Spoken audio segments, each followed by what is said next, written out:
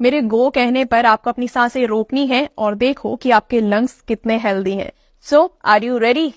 3, 2, 1, गो।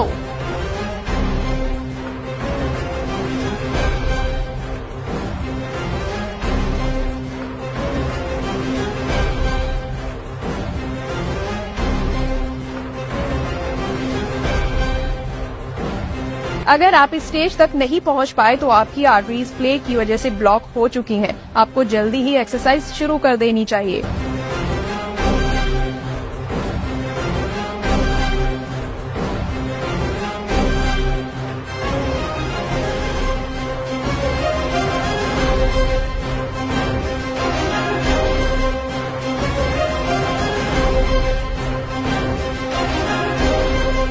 यहाँ तक पहुँच गए हैं तो आपके लंग्स हेल्दी हैं। अपना खान पान सही रखें।